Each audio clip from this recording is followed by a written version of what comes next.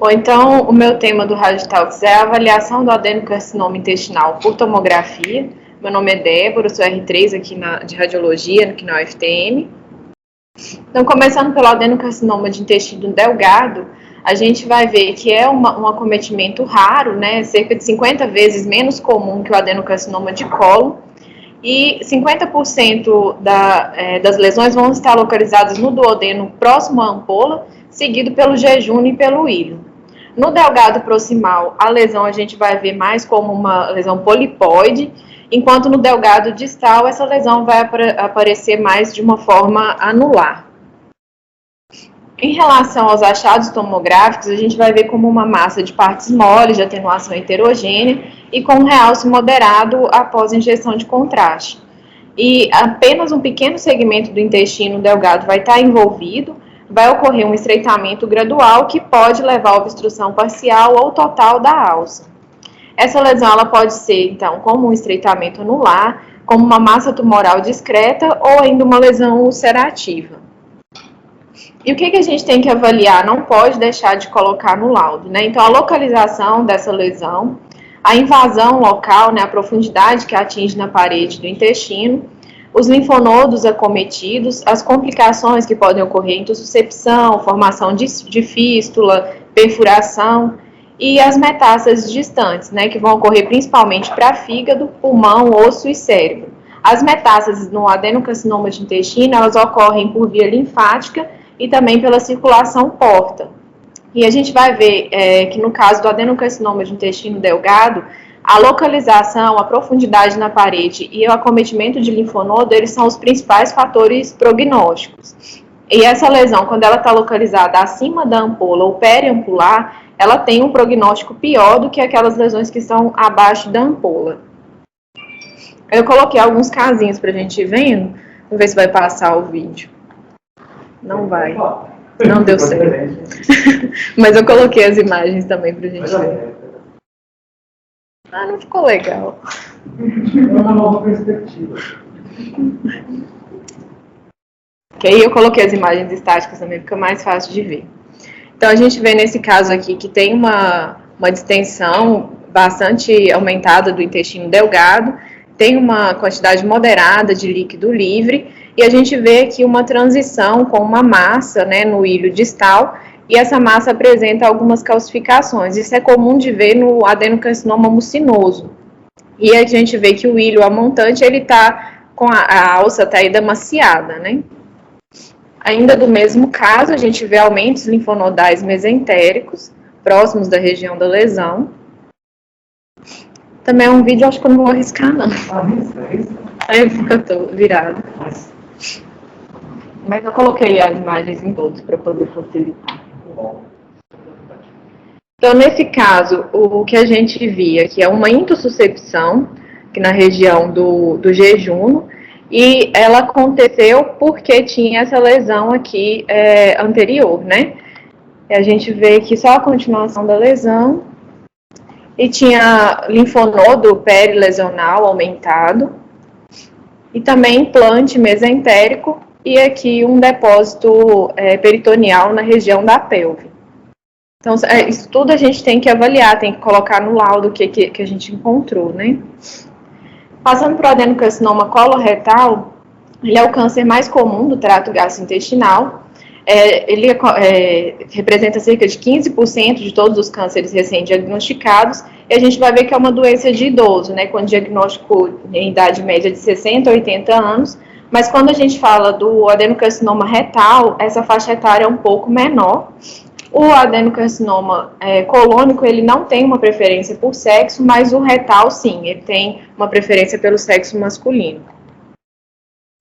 A tomografia ela é a modalidade mais utilizada para estadiamento, mas é insensível a pequenas massas.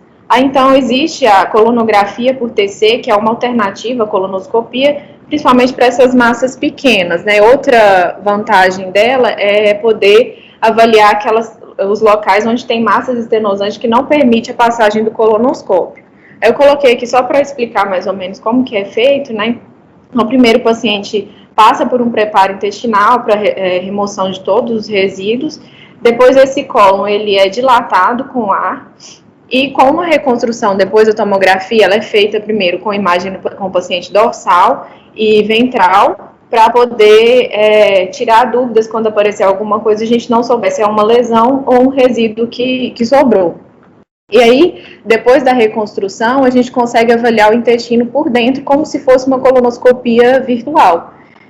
Nesse caso aqui, havia que na avaliação da região do cólon ascendente, havia uma lesão polipóide, né? A maioria das lesões, elas vão aparecer com uma densidade de tecidos moles que estreitam o lúmen, e as massas muito grandes, elas podem conter ulceração. Ocasionalmente, a gente vai ver uma massa de baixa densidade associada a calcificações, como eu já falei, é comum de ver no adenocarcinoma mucinoso. As complicações que podem ocorrer, fístula, obstruções, insuscepção e perfuração, também a gente consegue ver pela tomografia. E o que a gente tem que avaliar é basicamente a mesma coisa que a gente avaliou no intestino delgado, né? Então, a localização da massa, a profundidade que atinge na parede, as metástases linfonodais, complicações e as metástases distantes, né? Que também para fígado, pulmão, osso e cérebro, sendo o principal sítio no adenocarcinoma coloretal o fígado.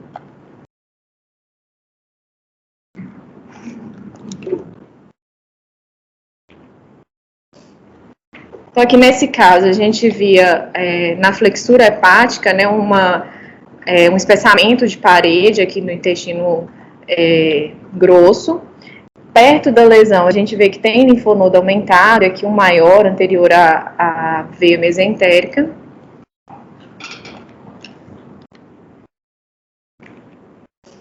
Esse outro caso, já na flexura esplênica, né, com o espessamento também da parede. Esse caso eu coloquei mais para lembrar da importância da gente colocar a relação das lesões com os órgãos adjacentes, estruturas adjacentes, né, que é importante para o cirurgião planejar o que vai ser feito na cirurgia, né. Então, se tem invasão do baço, se tem invasão da cabeça do pâncreas.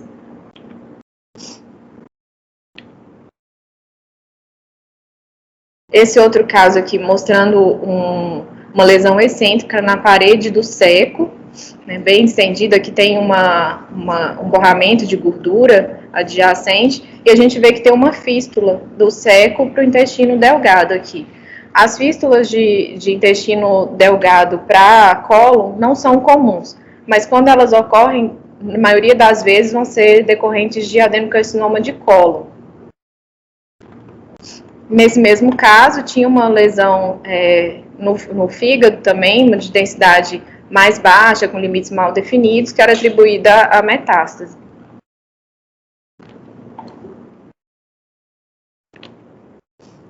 Nesse outro caso aqui, a gente já vê um espessamento mais baixo, né, na região do sigmoide, com várias lesões hipodensas no fígado, com certo realce periférico, né, que representam metástases também. Então, o principal sítio de metástase do adenocarcinoma coloretal é o fígado. Tinham alguns linfonodos aumentados, perilesionais.